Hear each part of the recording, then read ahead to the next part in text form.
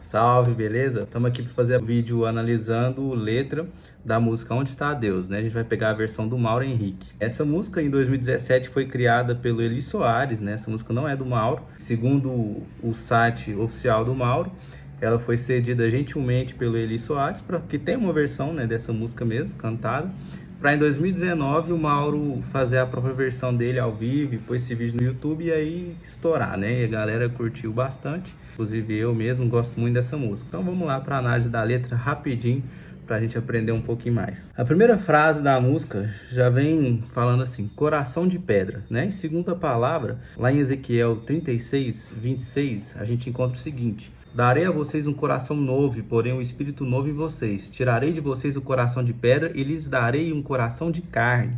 Então Deus tem para nós, pelas renovações do Espírito, pela mudança que o Espírito Santo gera na vida do cristão, trocar esse coração de pedra por um coração de carne. Então a gente aqui de primeira já vê que ele está falando de alguém que falta essa comunhão aí com Deus, né? Não sei se ele já conhece ou não, né, a pessoa dessa letra, mas falta esse entendimento ainda. Então Deus quer de nós um coração sensível, um coração quebrantado, um coração de carne, que sente. Na próxima frase, ele diz o seguinte, alma cheia de orgulho. Ele vem descrevendo essa pessoa e fala sobre a alma dessa pessoa, uma alma cheia de orgulho. E lá em Provérbios 29, 23 diz o seguinte, o orgulho do homem o humilha, mas o espírito humilde obtém honra. Novamente, vem demonstrando essa falta de intimidade com Deus que essa pessoa tem, essa falta de mudança de caráter, né? Para o caráter verdadeiramente cristão. Então, assim, a gente vê que um coração de pedra, uma alma orgulhosa não pertence, segundo a Bíblia, ao que Deus tem para nós. Até mesmo em João 3,30, né, ele fala que o que importa é que ele cresça e eu diminua. Então, vai demonstrando essa humildade da pessoa em querer que Deus cresça cada vez mais. São recomendações bíblicas, né? E principalmente Jesus fala para ser como ele, que é manso e humilde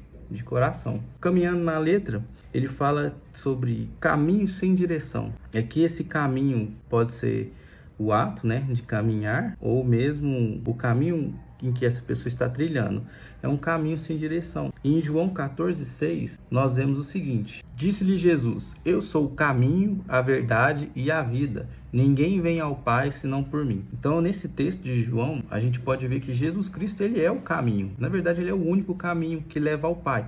Então, ele é um caminho único que tem uma direção, né? Existem outros caminhos que têm outras direções, mas para Deus só existe um, Jesus Cristo. Então, aqui ele está em um caminho que não tem nem direção, né? Muitas das vezes a Bíblia também fala sobre caminhos tortuosos, caminhos que levam à perdição, que ele poderia estar trilhando, mas ele não está trilhando nenhum desses. Ele nem sabe qual que tá, porque não tem nem direção. Então a gente sabe que não é o de Cristo, porque o de Cristo tem direção e aponta diretamente para Deus. Logo em seguida ele fala, casa abandonada, mundo tão vazio. E lá em Hebreus 3,6, a gente vê o seguinte, mas Cristo é fiel como filho sobre a casa de Deus, e essa casa somos nós, se é que nos apegamos firmemente à confiança e à esperança da qual nos gloriamos. Então, segundo a palavra, em outro texto também fala que nós somos templo do Espírito, né? Nós somos uma casa, que ela deve ser habitada por alguém. E no caso, Jesus Cristo. O Espírito Santo tem que habitar em nós, né? Deus tem que habitar em nós. E aqui ele fala que é uma casa abandonada, já não tem nenhum morador. Um mundo tão vazio também mostra essa ausência de um morador, uma ausência de direção, de propósito, né? Então essa pessoa se encontra meio perdida. E aí ele vem dando a possível conclusão disso tudo, né? Por que essa pessoa está dessa forma? Ele falou que falta em nós, não só nessa pessoa, ele inclui todo mundo. O que falta em nós é o amor. O amor é o dom mais precioso, segundo a palavra de Deus, né? Lá em 1 Coríntios, a gente entende um pouco sobre o que é o amor. O amor é paciente, o amor é bondoso, não inveja, não se vangloria, não se orgulha, não maltrata, não procura seus interesses, não se ira facilmente, não guarda rancor. O amor não se alegra com a injustiça, mas se alegra com a verdade. Tudo sofre, tudo crê, tudo espera, tudo suporta. O amor nunca perece, mas as profecias desaparecerão, as línguas cessarão, o conhecimento passará. Em 1 Coríntios 13, do 4 ao 8, muitas pessoas entendem como sendo apenas uma descrição de um amor ideal, um amor até às vezes inatingível, um amor perfeito.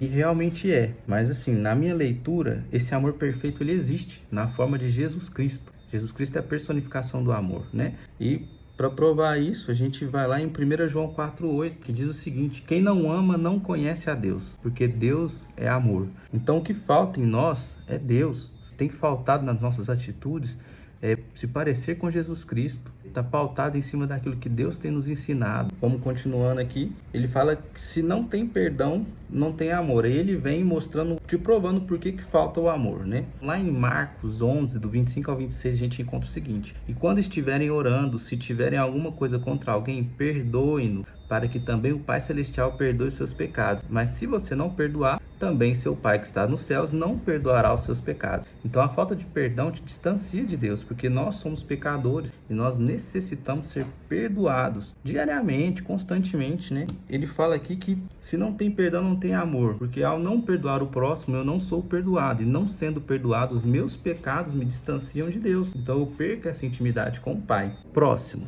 Está lá fora e a alma chora. Aquela casa que ele fala, ele coloca o amor lá de fora. Ele fala que o amor está lá fora e a alma chora. Aqui eu entendo que, primeiramente, está lá fora pode ser de fora da própria casa, e isso a alma, que é a alma dele, chora, sofre, né? Em Salmos 119, 28, fala o seguinte: a minha alma chora com tristeza, fortalece-me com tua palavra. A palavra de Deus é uma das formas da gente se relacionar com o Pai e ter essa intimidade com Ele. Então, a gente entende que essa falta de intimidade com o Pai nos gera uma falta, nos gera um sofrimento. Outra forma também que eu vejo de analisar essa parte é que está lá fora, está de fora das quatro paredes, e a alma chora, mas não é a alma dele. As almas das outras pessoas choram por não conhecer esse amor. Então, o amor ele só faz sentido na vida do outro, quando eu derramo amor sobre o outro, né? Um amor é uma atitude que deve ser feita no próximo. Então, é exemplo da parábola do bom samaritano, né? O amor ele deve ser colocado para fora, exercitado na vida das outras pessoas. Se eu não consigo estender a mão ao meu irmão, em Salmo 133, o verso 1, fala: ó quão bom e quão suave que os irmãos vivem em união. Então esse termo aqui de irmão é interessante, né? A palavra sempre preza uma comunhão entre os irmãos. Tem que ter comunhão entre as pessoas, né? Deus se agrada disso, e principalmente no meio da igreja, né? No meio dos salvos. Deus sempre preza a unidade, e a palavra é bem explícita nesse sentido. Nós devemos estender a mão e tudo mais e ser um com os outros, né? De novo, a exemplo da parábola do bom samaritano é um excelente exemplo, e também a caminhada, o ministério inteiro de Jesus foi em prol das pessoas, né? Foi em prol de quem precisava. Então, todo mundo que precisava e tinha fé o suficiente, Deus estava lá. Jesus sempre esteve com a mão estendida, né? É a fé das pessoas que faziam alcançar essa mão. Se eu não consigo fazer o bem sem olhar a quem, aonde está Deus? Em Tiago 4,17, a Bíblia nos ensina o seguinte: aquele, pois, que sabe fazer o bem e não faz, comete pecado.